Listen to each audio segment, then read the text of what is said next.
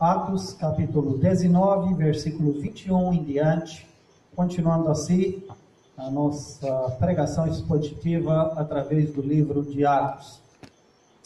Cumprindo-se essas coisas, Paulo resolveu no seu espírito ir a Jerusalém, passando pela Macedônia e Acaia, considerando, depois de haver estado ali, importa-me ver também a Roma.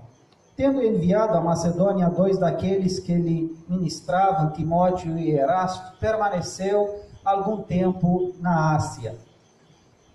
Por esse tempo houve grande alvoroço acerca do caminho, pois um ourives chamado Demétrio, que fazia de prata nichos de Diana e que dava muito lucro aos artefaces, convocando juntamente com outros da mesma profissão, disse-lhe: Senhores, sabeis que deste ofício vem a nossa prosperidade, e estáis vendo e ouvindo que não só um Éfeso, mas em quase toda a Ásia, este Paulo tem persuadido e desencaminhado muita gente, afirmando não serem deuses os que são feitos por mãos humanas.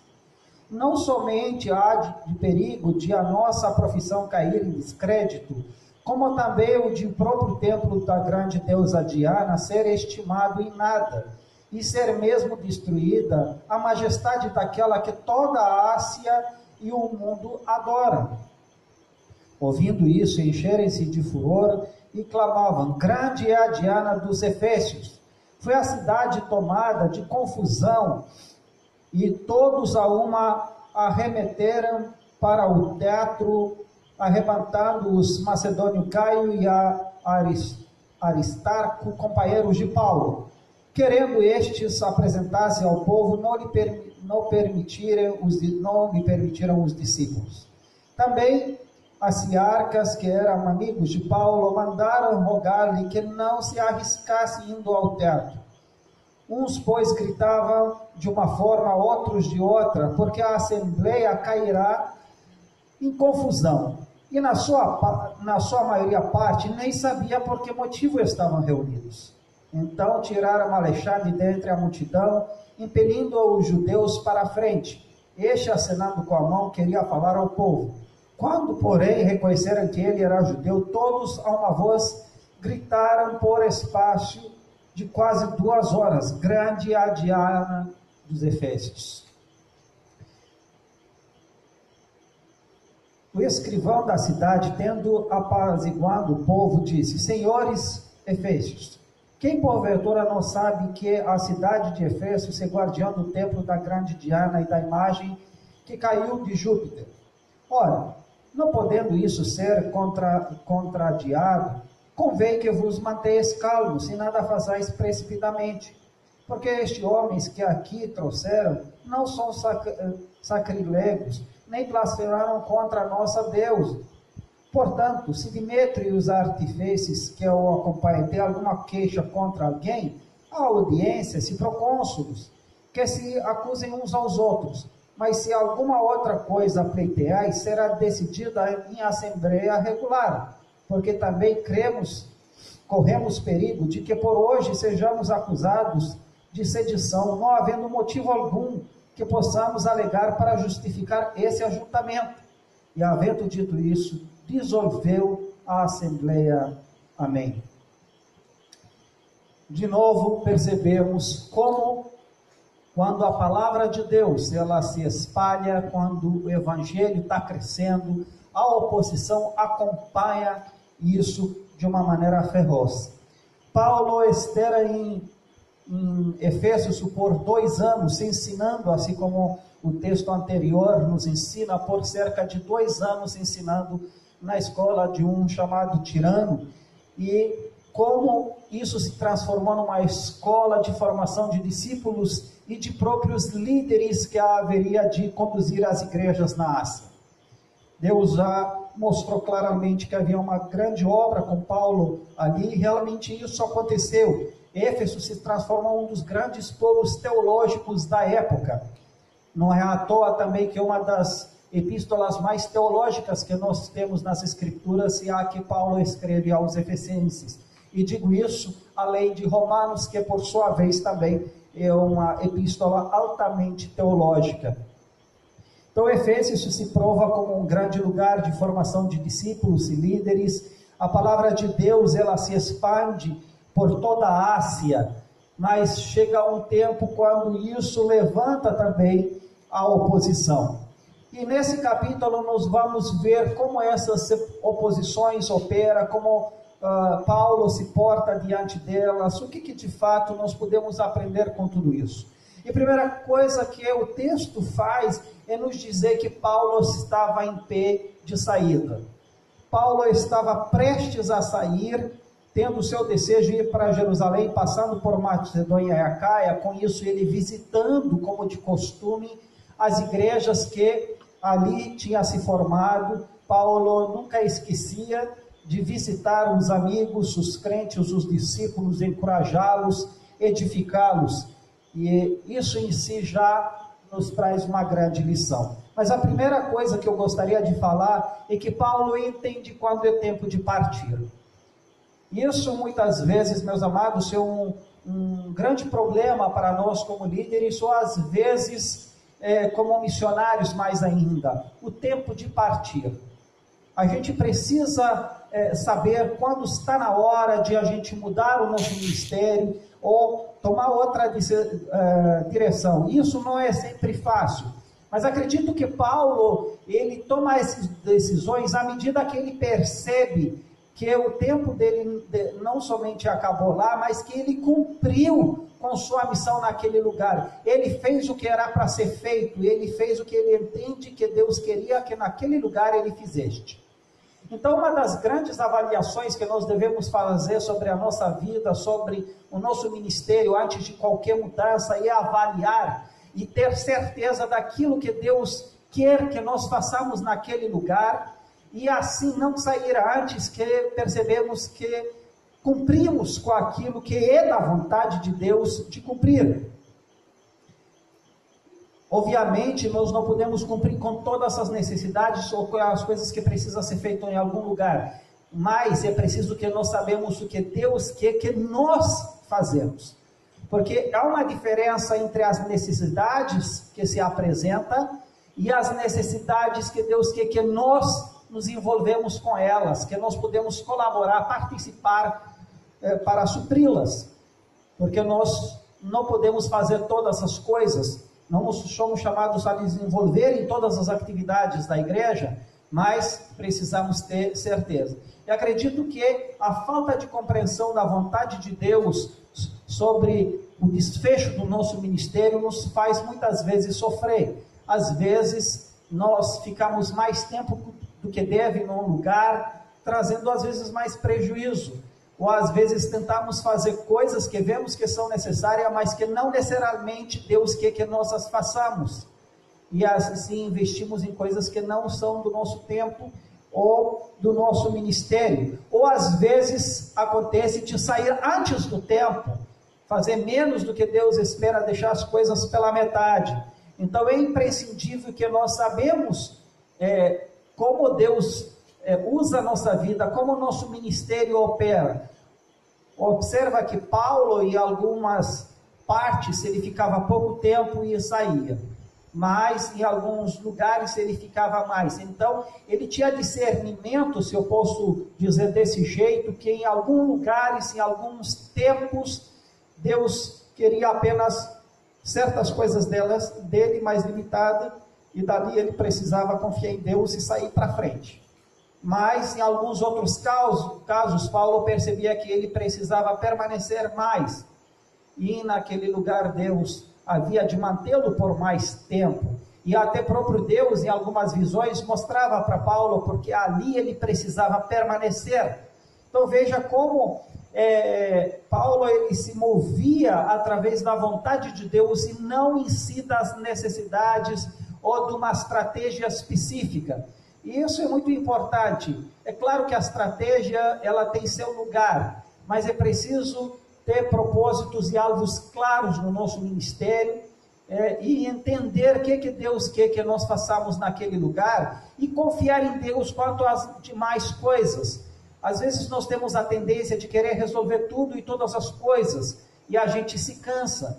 Às vezes, como líderes, nós nos envolvemos com muitas atividades que não é da nossa alçada, e também isso nos cansa, nos frustra, nos dá estresse, depressão e tudo mais. Então é preciso saber as limitações do nosso ministério, e Paulo sabia isso. E perceba que ele vê que depois de 2 anos líderes foram levantados, discípulos foram treinados, a palavra de Deus se espalhou por toda a Ásia, e aí ele entende, cumpridas essas coisas. Veja, Paulo dá como cumprido isso, como o ministério dele se cumpriu naquele lugar, cumprindo essas coisas. Com coisas que Paulo estava naquele lugar, treinando, ensinando, formando líderes, a palavra de Deus se espalhou por toda a Ásia, então ele entendeu que isso se considera cumprido, e assim ele resolve no seu espírito ir a Jerusalém. Veja como Paulo sempre retorna ao centro, ele retorna para Jerusalém, ele tem um apego a Jerusalém, ao povo judeu, e ele volta para dar relatório, e ele tem um apreço pelo seu povo, e isso também nos fala a respeito da necessidade de sempre retornarmos para as bases de onde saímos, para sermos refrescados, para sermos encorajados, e por nossa vez encorajar aqueles que deixamos para trás, quanto à obra de Deus que se faz através de nós em todos os lugares. E Paulo com certeza faz isso. É importante, meus amados, que aqueles que nos sustentem, aqueles das igrejas de onde saímos, nos vê face a face. De vez em quando eles recebem relatórios, não somente através das nossas cartas ou das mensagens, mas também de maneira pessoal, e sejam assim encorajados. E nós, por nossa vez, precisamos ser encorajados. Então, há essa necessidade de volta para casa. Mas Paulo, em sua volta, ele tem a preocupação sempre de visitar lugares aonde ele passou outrora, onde ele pregou o evangelho, onde havia igreja. Paulo tem esse coração apostólico e pastoral de cuidado com aqueles que creram. Ele nunca abandona aqueles que creram, ele faz questão de uma maneira ou de outra se manter em contato, ver como eles estão e encorajá-los. Isso é muito importante, meus amados. A gente não pode esquecer, dar por perdido pessoas ou lugares por onde a gente ministrou. Eu gosto sempre, por exemplo, de estar em contato com pessoas da Romênia, de onde eu saí. Na minha igreja local, que eu deixei há muitos anos atrás, mesmo que nós não trabalhamos em conjunto agora, porque eu sou há 17 anos fora, são realidades diferentes, mas há aquele contato contínuo. E gosto de acreditar que também vai acontecer isso quando Deus aprove a ele mudar nosso ministério daqui. Manteremos contato. E Paulo, ele continua dizendo outra coisa: eu quero ir para Roma. Veja que Paulo não somente vai para Jerusalém, não somente ele visita o que conheceu, que ele plantou, mas ele tem seu desejo de visitar lugares aonde ele tem conhecimento que houve levantamento de cristãos, de uma igreja. Ele tem seu desejo de fortalecê-lo, ele tem seu desejo de conhecê-lo, ele tem seu desejo de colaborar com eles. E Paulo importa-se que ele quer ver a Roma, mas quando diz ver a Roma, não se refere que ele queria fazer uma viagem turística para ele conhecer a Roma em si. Mas, o que não nos está detalhado aqui, mas sabemos por outras vias históricas e por outras cartas, Paulo teve conhecimento de que havia uma igreja em Roma, que não fora plantada por ele. A gente não sabe com exatidão a maneira que a igreja foi plantada em Roma. A gente pensa que foi através de cristãos que, quando foram perseguidos em Jerusalém, alguns migraram para Roma e ali eles pregaram o evangelho. Alguns diz que tem a ver com aqueles que vieram no Pentecoste, se converteram e ao voltarem para suas casas, e alguns deles obviamente de Roma, também pregaram o evangelho e ali se formou uma igreja. E obviamente que há quem diz que o Pedro foi aquele que evangelizou em Roma. Então, há várias vertentes, não se há certeza de como exatamente chegou a se formar, mas com certeza havia uma igreja em Roma, e pelo que parece grande e forte o suficiente. É tanto que Paulo escreve para essa igreja em Roma antes de chegar. Então é possível que nesse período Paulo escreve também uma carta à igreja de Roma, que é a carta que nós temos no Novo Testamento, é a epístola aos Romanos. E naquele tempo, escrever uma carta era antecipar a sua vinda, se fazer presente através da carta, se apresentar quem você é, o que você crê. E realmente não é à toa que na epístola de Romanos nós temos um relato completo e detalhado sobre o evangelho. E aí Paulo mostra que ele queria apresentar o evangelho e fazer isso conhecido a eles. Mas Paulo também revela em carta de Romanos no final que ele queria passar lá com o intuito de, a partir dali, ir para a Espanha e pregar o evangelho, e ele desejava que eventualmente a igreja de Roma se tornaria seus parceiros até financeiros para que ele vá para a Espanha. E ele deixa isso claro em epístola de Romanos. Então veja que Paulo, ele é de certa forma estratégico, ele tem em mente evangelizar lugares mais distantes, e ele pensa também de que maneira ele vai fazer isso. Então ele vê uma possibilidade, uma igreja mais perto lá, e conhecendo, se apresentarem, ele espere que eles se tornem seus mantenedores. E naquele tempo, encontrar uma igreja perto de onde você quer trabalhar, ser mantenedora sua, era muito mais eficaz do que hoje em dia ter igrejas longe, porque naquele tempo o envio do sustento não era como hoje, você vai no banco, você coloca e num instante no outro lado do mundo o cara saca o dinheiro. Ali não era assim, ali as pessoas devem viajar para trazer o dinheiro. Isso levava dias, perigos e tudo mais.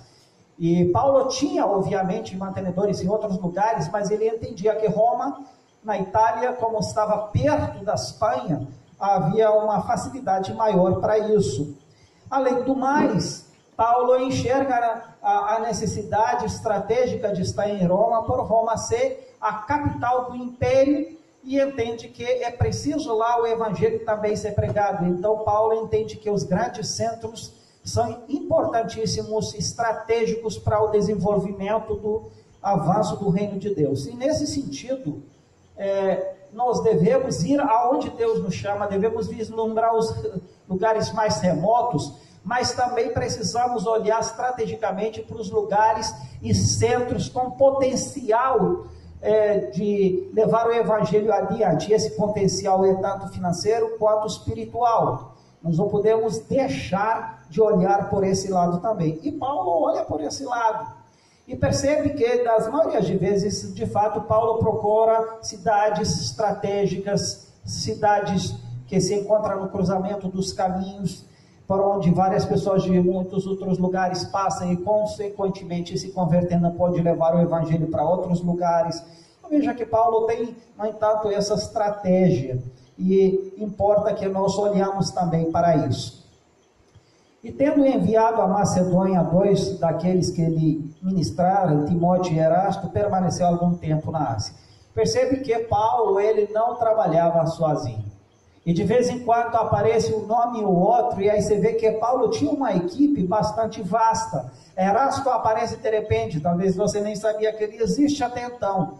Mas Timóteo, a gente já tinha conhecimento dele, mas esse que é o outro aqui, o outro obreiro, que Paulo treinou ele, e agora Paulo treinou e colabora com ele. E aqui eu quero investir num pensamento, num raciocínio que nós tivemos antes. A importância não somente de pregar o evangelho para as pessoas, para se converterem, mas a importância também de discipular essas pessoas, ajudá-las a crescer e ser homens maduros, e investir nelas com vista em serviço, com vista no ministério. E é importante olhar aqueles que Deus lhe deu potencial, lhes deu chamado, lhes deu vocação para o ministério, e é do nosso trabalho ministerial, pastoral, evangelístico ao mesmo tempo, de treinar as pessoas. Eu acredito que os primeiros que têm que ter esse olhar são os missionários e os pastores. Antes de encaminhar qualquer um para o seminário, qualquer agência que tem seu valor, antes disso, nós somos aqueles que devemos vislumbrar com o levantamento de pessoas para o ministério. E não somente treiná-la, vejo como o Paulo está disposto a colaborar com essas pessoas. Ele vê a utilidade no seu próprio ministério, a colaboração com essas pessoas. Por que eu estou dizendo isso? Porque às vezes tem pastores que têm medo de outros se levantarem, de repente ser melhores do que eles e assumir os seus lugares. Mas nós não podemos levar o ministério por essa filosofia de competição e de medo de perder lugar. Nós não estamos aqui numa empresa que adquirimos lugares. Nós estamos no reino de Deus, que colaboramos para o avanço do reino. E se nós vislumbrarmos um lugar melhor, ou salário melhor, então nós estamos fora do caminho. Nós devemos olhar para, com alegria, colaborar com essas pessoas e não ter medo delas. E veja que Paulo treina e ele colabora com essas pessoas. Ele mesmo adianta a sua ida para a Macedônia mandando Timóteo e Erasto. É uma maneira de ele preparar o caminho, de abrir o caminho, já mandar antes alguém, antes dele chegar, e por algum tempo ele permanece na Ásia, sem maiores detalhes do porquê esse permanecer mais um tempo na Ásia. E depois, meus amados, nós entramos num trecho onde toda inimizade, toda fúria do inimigo se mostra, explode, vamos dizer. Por esse tempo, houve grande alvoroço acerca do caminho. Quer dizer com isso? Acerca da igreja, por igreja ser identificada com o caminho. Até porque se apresentava como o caminho de Deus para a salvação, um novo caminho através de Jesus. E o que acontece aqui em primeira fase, nós vemos que começa com alguém que vê o seu negócio sendo afetado pela pregação do Evangelho. O Demétrio, que ele trabalhava com prata e fazia, vamos dizer, nichos de diana ou imagens de prata, e obviamente havia muito lucro por isso, vendia muito, até porque a Diana era uma deusa, não que ela existia de verdade, mas era uma deusa muito reconhecida, não somente em Éfeso, mas em toda a Ásia. E Éfeso também era um lugar estratégico de cruzamentos de caminhos e trânsitos de mercadorias, e também um lugar turístico. Então muitas pessoas transitavam por Éfeso e obviamente muitos compravam esses nichos da Diana de prata, e isso com certeza traria bastante prosperidade para quem tinha esse business, esse negócio. Então esses homens viram que a religião era uma maneira de lucro para eles. E veja como de fato o lucro era de fato mais importante do que a própria religião, do que a própria crença. E o que eles estavam incomodados não era na verdade com a Diana, mas na verdade eles estavam preocupados com o lucro deles. E aqui nós vemos uma atmosfera em qual muitos são presos em nossas sociedades. Aqui esse homem convoca outros que tinha a mesma profissão. Veja, ele não convoca pessoas religiosas ou de outra natureza, mas aqueles que tinham algo em comum, que tinha perdendo lucro, que trabalhava com a mesma coisa. E veja como ele procura as pessoas e fala para elas de maneira que sensibiliza elas onde dói. Aqui diz: olha, senhores, nosso ofício ele vem caindo, e com isso a nossa prosperidade. E por quê? Por causa de Paulo, que tem persuadido e desencaminhando muita gente a afirmar no não serem deuses os que são feitos por mãos humanas. Então o que ele fala em outras palavras? Aquilo que nós fazemos, Paulo diz que não tem valor nenhum. Então com isso, ele desencaminha várias pessoas dessa crença e a leva à crença em Jesus, que não é material, e portanto nós perdemos a venda, e com isso, com certeza, os nossos lucros vai para baixo. Então veja que é tudo uma questão econômica no meio, e as pessoas, quando se trata do dinheiro delas, elas começam a se manifestar contra a verdadeira fé, contra o Evangelho. E é triste dizer, fazer uma parêntese, que mesmo no meio evangélico, quando começa a se tratar de dinheiro, parece que a fé vai-se embora. E as pessoas começam a ser contrários a muitas coisas quando se trata do dinheiro. Mas quando você olha para o dinheiro como lucro, aí sim a espiritualidade ele vai abaixo. Então essas pessoas, elas veem esse perigo através do avanço do Evangelho. E veja, às vezes as pessoas são contra os evangélicos ou os cristãos, não somente porque se importa na verdade com a fé em si, mas às vezes é uma questão econômica. E é interessante que quando os evangélicos eles chegam a crescer num país e a alcançar uma porcentagem grande e significante para os votos, por exemplo, aí eles sejam levados em consideração. Por quê? Porque, de qualquer maneira, é uma massa que não pode desconsiderar. Hoje no Brasil, por exemplo, a massa evangélica, e aí eu não venho dizer quem de verdade, quem não é, mas de forma estatística, ela representa 30 a 33% do país. Então é um quarto, um terço de um país, e isso é significante, pode definir uma votação. E é claro que o que acontece agora? De uma maneira ou de outra, todos os políticos e partidos tentam ter um discurso que tenta se aproximar dos evangélicos. Mas muitas vezes essa aproximação não tem em vista afinidade com a fé em si. E eu não vou entrar em tipo de partido porque isso pode dar polêmica, mas o fato é que até os partidos mais contrários à fé se aproximam, ou eles veem em seus discursos a necessidade de ser estratégicos com os evangélicos, visando o quê? Lucro, visando alcançar alguma coisa para eles. Mas quando esses são em minoria, de tal maneira que eles não faz diferença, é o contrário, são insignificativos, então não são levados em consideração. Mas veja como, de certa forma, aqueles que vivem o Evangelho e crescem, mexem até com a economia. Mas nisso há um jogo de interesses. Há alguns que perdem nisso e alguns que ganham. É claro que, devido aos valores e princípios que nós temos como cristãos, talvez certas profissões elas chegam a perder por conta disso, em suas vendas, enfim.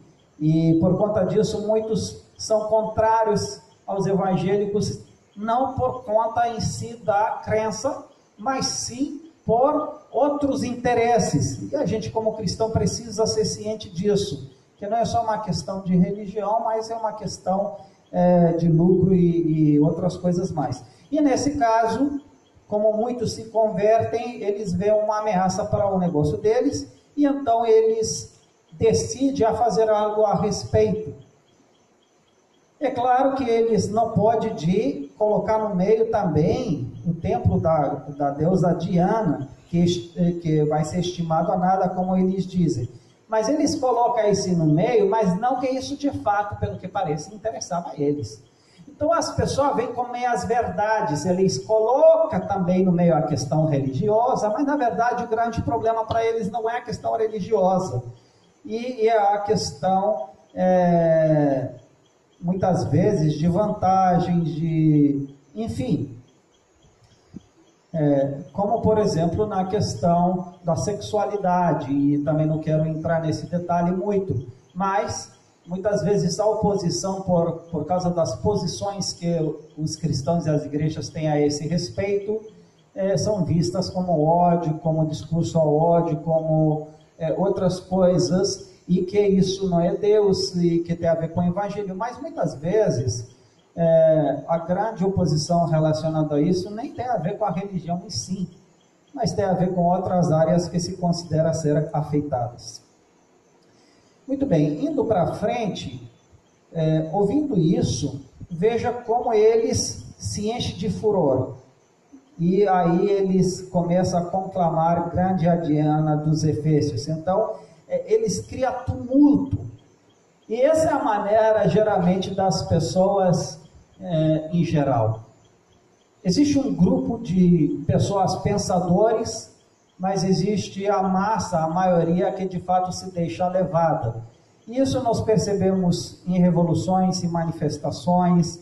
Por isso a gente deve sempre ter um olhar crítico e olhar o que está por trás disso, qual grupo de interesse está por trás disso. Aqui havia um grupo restrito de pessoas que se incomodavam, porque veja, a maioria de outras pessoas não nos fala os textos que estavam incomodados de alguma forma, porque alguns creram. Mas havia uma profissão que nitidamente estava sendo afetada, e essa, o que ele faz? Eles instigam a cidade toda para manifestar-se, cria confusão, assim saíram das pessoas, mas não por questão econômica, mas eles faz isso por uma questão religiosa. Isso é o que aparenta. As pessoas se deixam levadas, mas elas não veem que por trás disso estava outra coisa. E aqui tem alguns destaques que nós podemos fazer. Primeiro, que as pessoas gostam de confusão. Basta alguém começar, que o outro vai. Se perguntar por que ele vai, muitas vezes nem ele sabe por que foi, o razão. Mas ele está lá dentro. As pessoas, ele se sente às vezes importante, ou se sente que faz parte, que se manifesta, mas sem pensar. E a gente precisa, as pessoas precisam tomar cuidado a qual chamado eles estão dando ouvido. Porque tem pessoas que sabem muito bem o que querem fazer, onde querem chegar, têm alvos bem definidos. Mas eles sabem também que eles não têm força sozinhos. Então o que se tenta fazer? Instigar outros, para que assim consiga, por outras vias, alcançar o que eles querem. Mas não é porque eles se interessam com isso. Então, hoje também no Brasil e em outros lugares, tem alguns que manifestam, mas tem muitos que nem eles sabem porque eles vão, infelizmente. E essa é a realidade, as pessoas gostam de confusão, a gente precisa tomar cuidado com isso. Então o povo vai lá e começa a gritar, as pessoas são acessadas. Mas um incentivo que eu quero dar a você: não se deixe usar. Se você quer se unir a uma causa, seja ciente qual é a causa e pelo que você está lutando e se a causa é justa. Mas se não, não vai pelas coisas que aparentam. Porque às vezes se vai com coisas que aparentam legais para as pessoas, mas que por trás é grupo de interesse. Por exemplo, a maioria das pessoas que estavam lá não estava ganhando nada com isso. Dimitri e seus amigos sabiam de ganhar, o negócio dele estava indo mal. Mas outros não ganhavam nada. Mas ele sabe estimular a questão da fé, da religião, para que, no entanto, eles tenham ganho. Infelizmente, hoje, meus amados, tem muitos líderes até religiosos que estimulam certas atividades por aparente questão religiosa, mas por trás é lucro. Eles só querem lucro, não tem nada a ver. E as pessoas entram nessa. Então a gente tem que tomar cuidado. Às vezes os políticos, eles levam e usam palavras religiosas para conduzir os evangélicos numa direção, mas não é porque eles se importam com os evangélicos, mas porque eles precisam deles. Então a gente tem que tomar cuidado por os grupos de pessoas que estão por trás das manifestações, daquilo que chama as pessoas a se manifestarem, porque alguém tem um interesse e precisa de você, e vai alcançar o interesse dele com você, mesmo que você não tenha ganho algum. Então a gente precisa tomar cuidado nisso. E aí a cidade é tomada por confusão, e todos eles vão no teatro, no lugar central, tira 2 colaboradores de Paulo para a frente, para criar mais tumulto ainda, e nessa situação Paulo, ele entende que a causa era ele quer ir para no meio para, de certa forma, ele resolver a questão. Mas aí os discípulos e os conhecidos mostram para ele que isso não é sábio, que ali não se tratava de questão de argumento. E quando se trata de uma questão de fúria, de pessoas ser confusas, é melhor estar longe, porque ali não tem, pode ser perigoso. É como numa confusão de dois cachorros bravos, se mete no meio e acaba sendo mordido, mas não é porque o cachorro queria morder você, mas aqui eles são tão enfuriados que acaba sobrando para quem vier. Então, sabiamente os discípulos disseram para ele, para Paulo não ir, e ele realmente não foi. E até pessoas de alta sociedade do Éfeso mandaram para ele não ir e não se arriscar. Eles entenderam que isso não vai resolver nada, que Paulo não havia de dizer alguma coisa que ia ajudar, porque o problema daquelas pessoas não era religiosa. E às vezes, meus amados, isso é questão de sabedoria conosco também. Tem questões que as pessoas nos instigam a falar, nos provocam a responder, mas às vezes nós devemos perceber quando de fato a questão não tem a ver com religião, com o interesse de saberem alguma coisa, mas é uma maneira de prender a gente e criticar ou nos fazer mal. Então a gente precisa entender quando precisamos nos manifestar e responder e quando não. E esse não era o caso, porque o problema deles não tinha nada a ver com religião.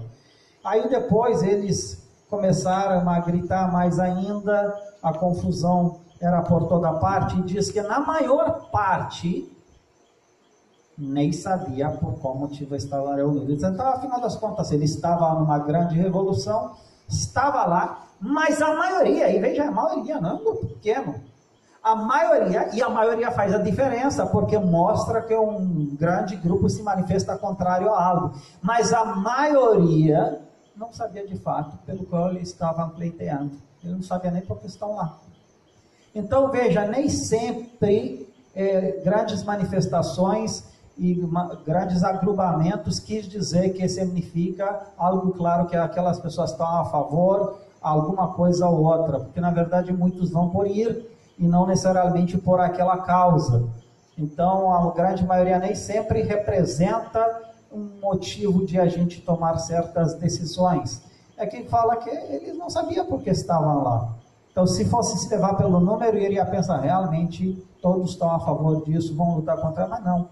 Eles estavam apenas criando confusão e eles, com isso, se colocaram em risco, como o texto finaliza. Então, eles tiraram Alexandre de entre a multidão, colocando para frente para falar, mas quando eles perceberam que era judeu, aí eles começaram a gritar mais ainda, a grande Diana dos Efésios, por 2 horas. Imagina a bagunça. Eu acredito que o povo gosta disso. Gritar, e achar que por grito, por terror, as coisas acontecem, mas não é assim que as coisas acontecem, ou provoca as autoridades a tomar decisões em meio à bagunça. Isso é muito perigoso. E o escrivão da cidade, parece que ele tinha uma boa apresentação, ele apaziguou o povo, ele teve a chance de falar e o povo ouviu. E veja, ele vem com um discurso muito cheio de sabedoria. Não diz aqui se ele cria no evangelho ou não, mas ele mostra um discurso que ele sabe acalmar as pessoas. Senhores Efésios, quem porventura não sabe que a cidade de Efésios é guardiã do templo? Ora, não podendo isso ser contrariado, convém que nos manteis calmos e nada façais principalmente. Então, de maneira precipitada, o que ele diz afinal das contas? Olha, vocês estão aqui para manifestar sobre o que exatamente? Sobre a Diana? Alguém está ameaçando ela? Quem não sabe o que é isso? E olha, quem não sabe que a cidade de Éfeso é protetor disso? E ninguém pode contrariar isso. Então, já que ninguém está contrariando isso, convém que se mantenha as calmas. Então, o que vocês estão fazendo aí? Vocês correm perigo fazendo coisas precipitadas. Porque estes homens que aqui trouxeram não são sacrilégio nem blasfêmia contra nosso Deus. Em outras palavras, vocês estão gritando sobre alguma coisa, vocês estão querendo maltratar certas pessoas, Mas tais pessoas não aprovam que fizeram qualquer blasfêmia a Diana. Então, por que estamos aqui? Se Demétrio, e agora veja como esse homem cheio de sabedoria, ele percebe que o problema era Demétrio e seus amigos. E ele evidencia esse grupo de interesse. Eu acho isso interessante que ele mostrou. Um grupo de interesse aqui, que não tem nada a ver com vocês. Se eles precisam resolver algo, como aqui diz, portanto, se Demétrio e os seus artífices que o acompanham tem alguma queixa contra alguém, a audiência é para o cônsul. Então, em outras palavras, se existe de fato alguma coisa, se existem maneiras legais de resolver, procura essas vias. Se eles têm alguma coisa, que eles procurem. Mas vocês não têm nada. Eles têm alguma coisa e tentam usar vocês, em outras palavras. Então, as pessoas têm que viver de maneira mais sábia e não se deixar usadas por um grupo de interesse. Se aquele grupo de interesse quer alguma coisa, que eles resolvam. Mas também aqui outro ensino de que existe maneiras certas de se resolver as coisas. E às vezes por não conhecê-las ou ignorá-las, nós vamos um abuso de manifestação para tentar conseguir as coisas por meios ilícitos e não por meios lícitos. É preciso que se tome cuidado, porque há maneiras certas de fazer as coisas. Não precisamos burlar a lei. Mas ao mesmo tempo, meus amados, eu vejo necessidade de homens sábios como esse homem. Homens que sabem se colocar no meio, que sabem colocar a coisa, que sabem trazer a paz e a harmonia. E meus amados, eu creio que nós devemos orar por homens como esses no Brasil hoje. Homens que sabem acalmar e dizer isso, a bagunça toda não tem nada a ver com a pandemia, não tem nada a ver com isso, tem a ver com outro grupo de interesse. Então, se eles têm algum interesse, que resolve de maneira certa, não assim. E agora, com isso, eu não estou dizendo nem pró nem contra o governo. Apenas estou dizendo que a maneira, as coisas certas para se fazer, e é preciso cuidar como se faz, e precisamos de homens certos que estão no meio para acalmar toda essa bagunça, toda essa tensão política, econômica, social que está no nosso país, e onde as pessoas são levadas. Então veja, ou você é levado a manifestar pro governo, porque você é a favor da flexibilização, ou você é conduzido a manifestar contra o governo, porque você não quer, porque você é a favor a isolamento. Então, dependendo do que você é a favor, um grupo ou outro tenta atrair sua atenção para a manifestação. Mas eu quero dizer que a manifestação em si, nesse momento, não é saudável, não importa qual é a causa, uma ou outra. Então, não deixa você ser apenas aquele com a ajuda de qual outros alcancem seus objetivos. Então, se o governo tem um interesse, que ele batalha para isso. Se o Bolsonaro tem um interesse, que batalha para isso. Se os de contra têm outro interesse, que batalha para isso. Mas que não usa as massas para isso, não se deixa ser usado. Eles têm seus interesses, seja um, seja outro. Então, isso eu não me coloco de nenhum lado. Mas hoje no Brasil há uma tendência de se resolver na pancada, na confusão, na panelada, na destruição, na manifestação. Mas não é assim que as coisas se resolvem. E muitas vezes o povo vai, alguém sabe acessar o ponto fraco seu, seja, alguns são acessados pela questão da liberdade, outros são acessados pela questão de segurança, outros pelo dinheiro. Então há pontos sensíveis que os grandes líderes, às vezes maldosos, sabem tocar esses pontos e fazer você pleitear por aquilo, como esses caras soube levar a confusão toda a cidade. Eles não tinham nada a ver com a religião, na verdade, eles só olhavam ao lucro. Então, muitas vezes, meus amados, tanto uns quanto outros visam lucro, infelizmente. Então, deixa eles se baterem, se for, mas não entra você nessa também. Se mantém calmo, se mantém em casa, fazendo suas coisas. E aí, por fim, aqui esse homem será dizendo, olha, na verdade nós corremos risco de ser acusados porque esse ajuntamento ele não pode ser justificado. Então nós estamos até em risco das guardas romanas aparecer e a coisa pegar fogo. E com isso todo mundo vai para sua casa e parece que a coisa entra em silêncio.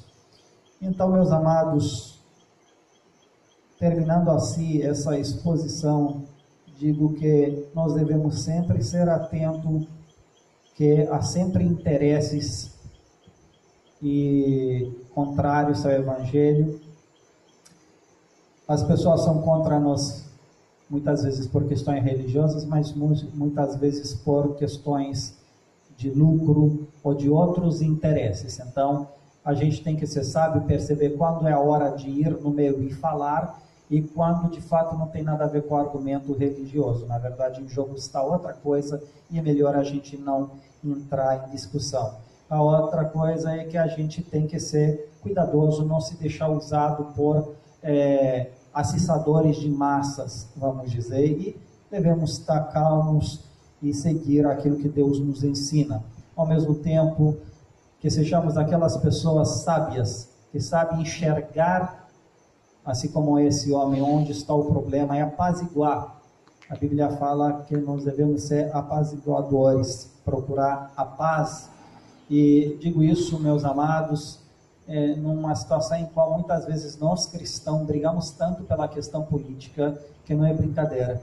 Às vezes brigamos mais do que os próprios não cristãos, usamos palavras inadequadas, temos manifestações inadequadas, e é a hora de nós ligar uma alerta e ficar cuidadosos quanto a isso, se ser apacificadores, tá certo?